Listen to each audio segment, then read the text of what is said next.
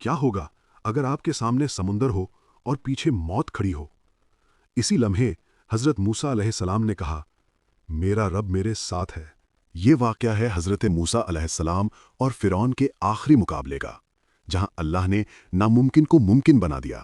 رات کا وقت تھا، آسمان خاموش، زمین ساکت۔ حضرت موسیٰ علیہ السلام کو اللہ کی طرف سے حکم ملا، میرے بندوں کو لے کر راتوں رات مصر سے نکل جاؤ۔ یہ ایک خفیہ سفر تھا۔ بنی اسرائیل خاموشی سے نکل پڑے۔ ان کے دلوں میں امید بھی تھی اور خوف بھی، کیونکہ وہ جانتے تھے اگر فرعون کو خبر ہو گئی تو وہ کبھی نہیں چھوڑے گا۔ کچھ ہی دیر گزری تھی کہ فرعون کو اطلاع مل گئی۔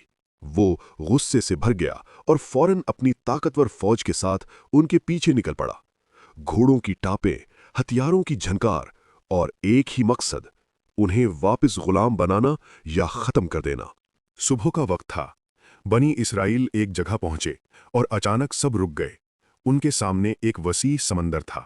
پیچھے دیکھا تو دور سے فرعون کی فوج نظر آ رہی تھی۔ اب کوئی راستہ نہیں تھا۔ لوگ گھبرا گئے۔ کچھ نے کہا، ہم تو پکڑے گئے۔ یہ وہ لمحہ تھا جب انسان کا ایمان ہل جاتا ہے، لیکن حضرت موسیٰ علیہ السلام پرسکون کھڑے تھے۔ انہوں نے فرمایا، ہرگز نہیں، میرا رب میرے ساتھ ہے، وہ مجھے راستہ دکھائے گا۔ یہ الفاظ صرف تسلی نہیں تھے، یہ یقین کی انتہا تھی۔ اور پھر اللہ کا حکم آیا، اپنا عصا سمندر پر مارو۔ ایک لمحہ حضرت موسیٰ علیہ السلام نے اپنا عصا اٹھایا اور سمندر پر مارا، اور جو ہوا وہ انسانی عقل سے باہر تھا۔ سمندر پھٹ گیا۔ پانی کے بڑے بڑے حصے دیواروں کی طرح کھڑے ہو گئے۔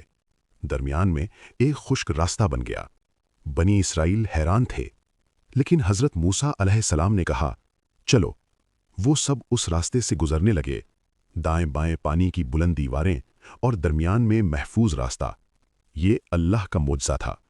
جب آخری شخص بھی پار ہو گیا تو فرعون اپنی فوج کے ساتھ پہنچ گیا۔ وہ غرور میں تھا۔ اس نے بھی وہی راستہ اختیار کیا، لیکن جیسے ہی وہ درمیان میں پہنچا، اللہ کا حکم آیا، پانی واپس آ گیا، سمندر بند ہو گیا، اور فرعون اپنی پوری فوج کے ساتھ اسی پانی میں ڈوب گیا۔ آخری لمحے میں اس نے کہا، میں ایمان لاتا ہوں، لیکن اب بہت دیر ہو چکی تھی۔ یہ کہانی ہمیں سکھاتی ہے کہ جب سب راستے بند ہو جائیں تو اللہ پر یقین ہی اصل راستہ ہوتا ہے۔